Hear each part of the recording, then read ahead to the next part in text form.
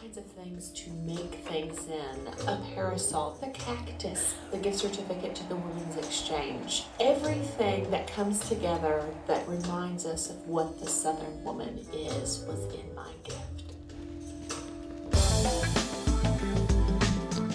My name is Jenny Odle Madden. I'm from Memphis, Tennessee, and I am the executive producer of Voices of the South, and I'm also the director of plays at St. Mary's Episcopal School.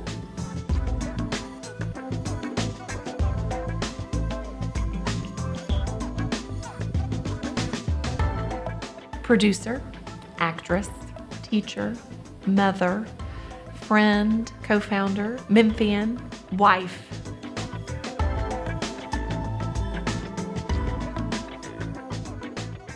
I started doing theater when I was in high school at White Station High School. I knew that I was going to go be a theater major somewhere in the world. When I went away to college, to the University of Memphis, I ended up in the theater program.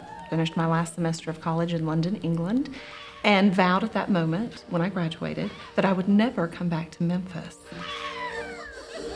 Playhouse on the Square called one day and offered me an internship. I ended up coming back to Memphis. I knew it was the right thing when the phone call came. Worked for $75 a week for Jackie Nichols and stayed in the intern house. I was in show after show after show after show.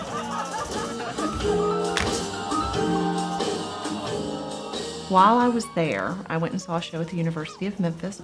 It was adaptations of Southern literature done by Gloria Baxter. And in that cast was a girl named Alice Berry. I saw her on stage and I saw how that group of people worked together as an ensemble. They took care of one another. I wanted to do that kind of theater.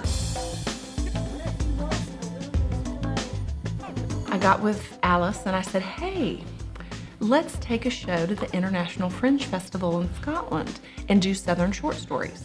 Maybe it was Memphis. And we did. People heard that we were doing Southern short stories and all of a sudden we were performing all of the time. And little beknownst to me, a company had created itself.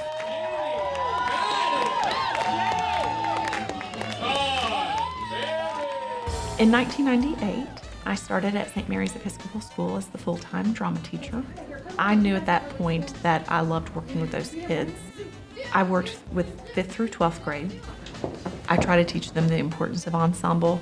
The girls that end up going to St. Mary's might not have a theater career, but it is important to me that they understand and appreciate that theater is one of those places that is a safe community environment where you can do just anything you want to do and be accepted for that.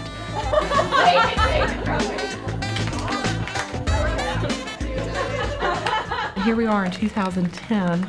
I have a company that I created 15 years ago.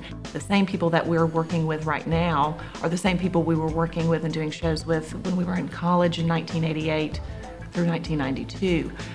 What happens when you have that kind of history with one another, the ensemble that is created based on the chemistry that people have, it translates on stage unlike anything else. We know it so well together and we know how each other works that we finish each other's sentences. I think it's very spiritual, but at the same time, you're so willing to take a risk and do things that you never thought you could do. Thank you so much for being part of something remarkable in Memphis. We love you. Over the past 15 years, we've created at least 30 new works. That is amazing.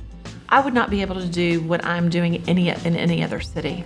The reason that I think that we are successful is because we're from here. I mean, people have been so supportive. I went to high school here. If I needed this, you know, I could go talk to Josie Helming or I could call Jackie Nichols on the phone. People have known me for the long haul.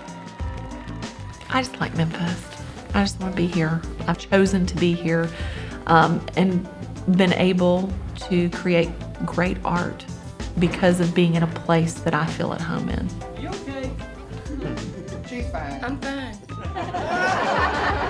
We're in a time where so much of everything is about being isolated.